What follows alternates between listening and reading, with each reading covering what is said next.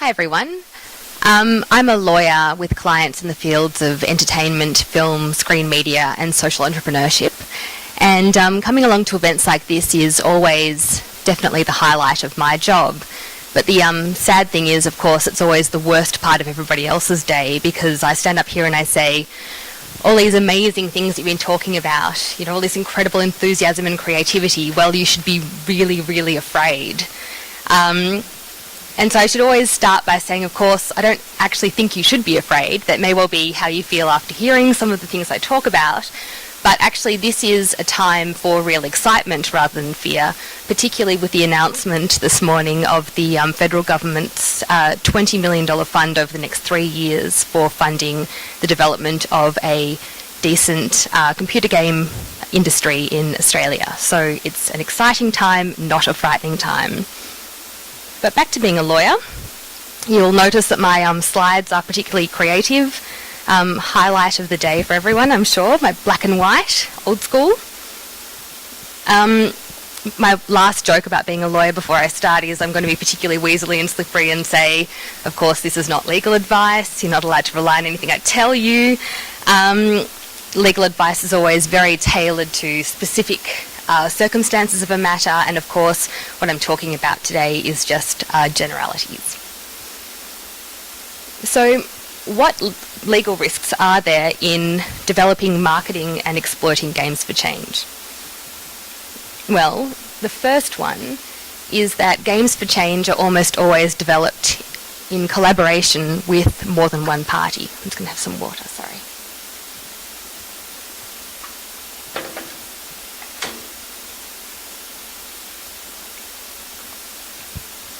Usually, on the one hand, there's a developer, and on the other hand, there is often a organisation or a research body or an agency or some kind of group with social objectives. And as I'll discuss, whether you're a developer or whether you're one of the other parties, it's really important to have a very clear delineation of roles between the two. First of all, so that you don't bugger it up, and secondly, so that you have a really clear sense of what your own liability and role is. The second is that games for change make specific representations about positive benefits that flow from use of the game. So there are therefore consumer law issues that arise in the way that you market the game and what you say it will achieve. The third is that games for change they may collect sensitive material and information about its users, which may give rise to privacy law considerations. And finally, it says it right on the box. Games for Change is designed to occasion real-life change and consequences. And of course, as a lawyer, when I hear that, it kind of pushes all my liability buttons at once. So, going from the top, issues about collaboration. Whenever you're working on a project in collaboration with another business or organisation, you're putting your reputation and potentially your exposure to legal liability into the hands of somebody else. It might seem obvious, but it is essential to know that you and your collaboration partner is aware of and abide by intellectual property law. Electronic games are very complicated amalgams of different types of intellectual property, including trademarks, copyright, confidential information or trade secrets, and patents. The biggest legal headaches are always in establishing that the developer has the right to use all of the individual elements that are amalgamated into a computer game. It seems that a lot of developers take a fairly laissez-faire approach to intellectual property. If you are a developer, it's essential to have a comprehensive intellectual property strategy whereby you record all of the different aspects of the game, such as the user interface, its display, the sequence and all underlying code, along with a record of where you got it from and why you think you're entitled to integrate it into your game. That's if you haven't built it from scratch. Don't take it for granted that your collaborative partners understand intellectual property. When the BBC was criticised last year for using photos of the London riots that it had basically copied from other people's Twitter feeds, this was its response.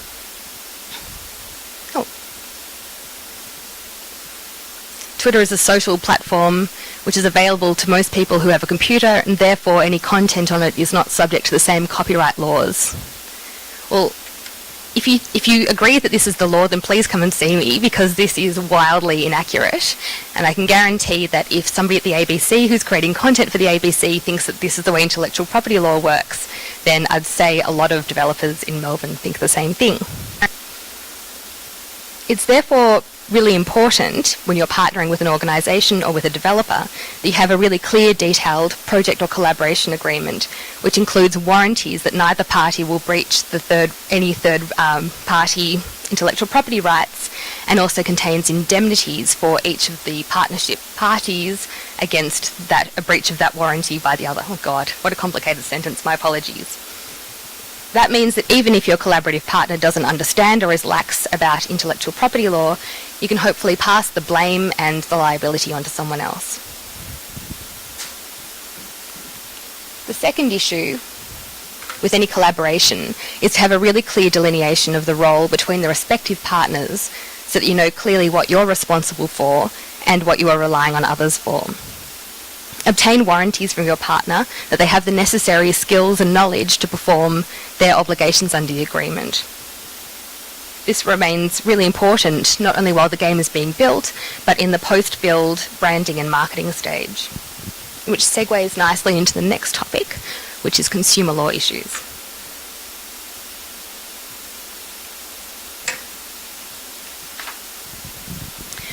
Games for change are different from other games in that they are designed to affect results in the real world. The general idea behind them, and the idea that you want to promote when you're promoting the game, is that if you use this game, X will be the result, or X will be achieved. Under consumer law in Australia, and most other places, you're not allowed to make false or misleading representations about, amongst other things, a product's capabilities or the outcome of using such a product. That is, if you're going to say, play this game to improve your memory and to avoid getting Alzheimer's, you have to have some pretty solid evidence that your game will in fact do that. This is relevant to both the marketing of the game and its post-release social media phase. If more than one party is responsible for the public message about a game, ensure that everybody is on the same page about what that message is, how you're going to communicate it, and what the limits of your product's claims lie. Have a social media policy and ensure that the person or people who are responsible for communicating the message to the public is really on top of these issues. And whatever you do, don't leave it to your workplace intern. One interesting area of legal development in this field is unsolicited user endorsements. It's not yet a really settled area of law, but it seems as a sort of best practice policy that if you have websites that they're under your control, such as a Facebook page, and your users are publishing to that page comments about the product with unsubstantiated claims about the benefits of using the product, you should probably delete them. Privacy law is a real issue with Games for Change because of the genre's focus on engagement with users and its not necessarily but frequent use of geolocation. The information you collect about your game's users is likely to be subject to privacy laws.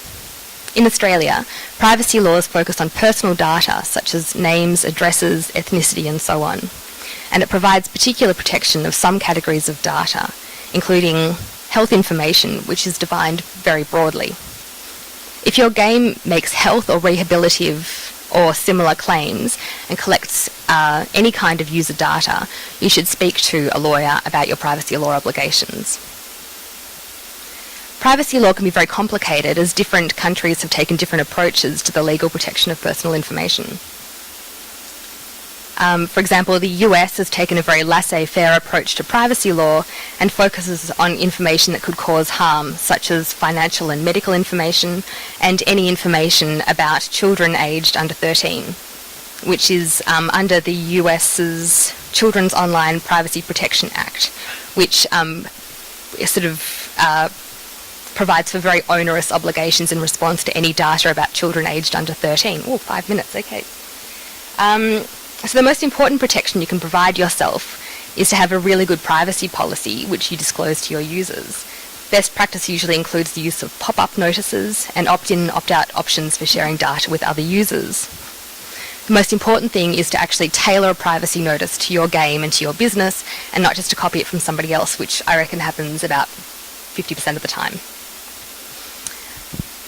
So skipping ahead a little bit, the big issue is really real-life liability.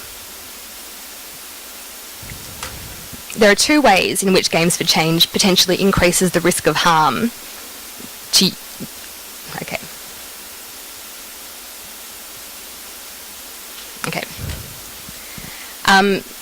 There are two ways in which Games for Change potentially increase the risk of harm occurring to users when compared to regular games. The first is that Games for Change are designed to have real-world effects. The games occasion some kind of change in the user's perception, attitudes or behaviour. And the second is that many Games for Change use augmented reality and are meant to be taken out into the real world. In terms of changes to user behaviour or perceptions, you need to think about what unintended behavioural consequences your game may occasion.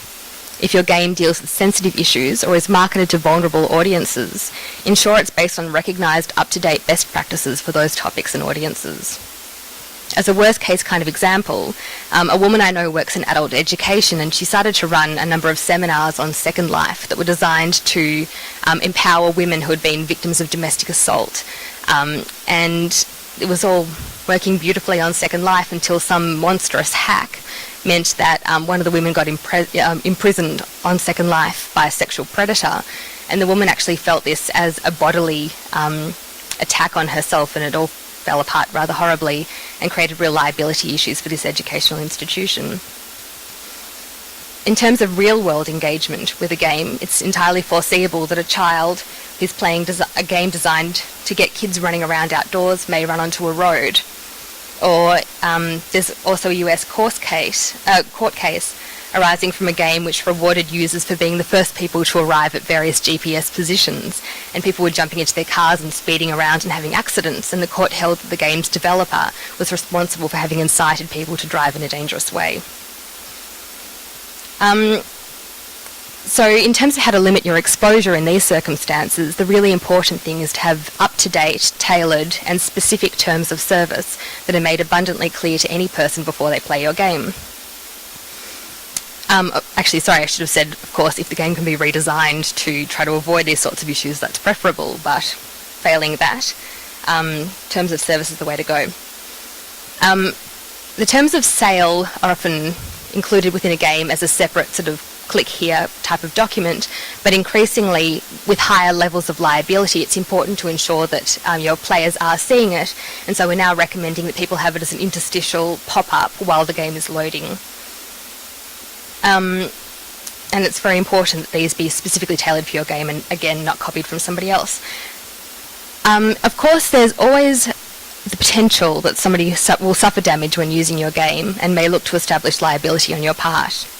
Unfortunately, potential liability goes with the territory of every product, but by specifically thinking about the types of risks that might occur with your game, including unintended risks, and dealing with these upfront and in a really clear way, hopefully the risk can be minimised. So just my final slide is just a bit of a checklist about the things that I've recommended people take into consideration. And that's it.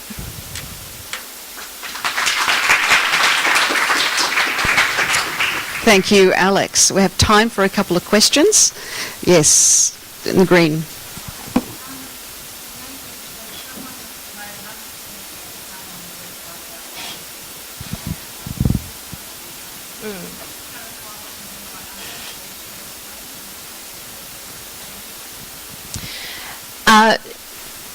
The law around that says that if you control a website, any representation that's made on that website can be traced back to the person who controls the website. So using that example that I had of a game that improves your memory, if somebody writes on your Facebook page, I'm 70 and I've been using your game for 10 years and I don't have Alzheimer's, this prevents Alzheimer's. I mean, that's a ridiculously hyperbolic example, but that sort of thing could then be taken to be a representation by you that Alzheimer's can be prevented through use of your game. So it's really important that anything that you control contains messages which are accurate and not hyperbolic. Right down the back.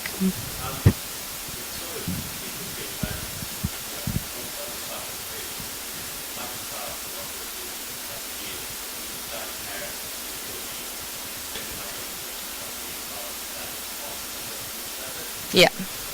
Yep.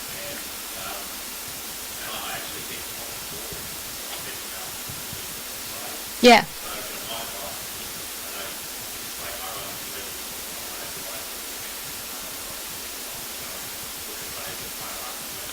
Yep.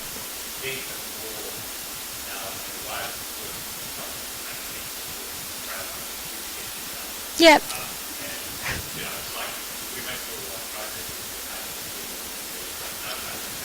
Yeah.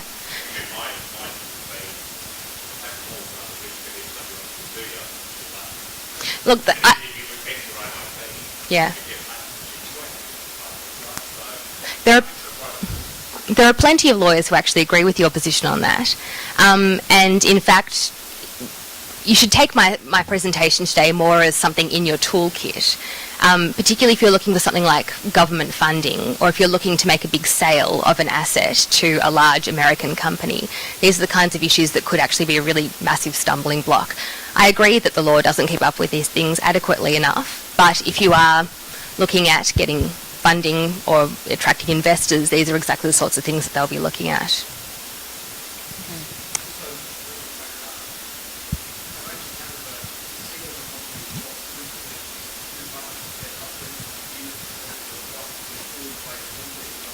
Yep, I've seen that happen.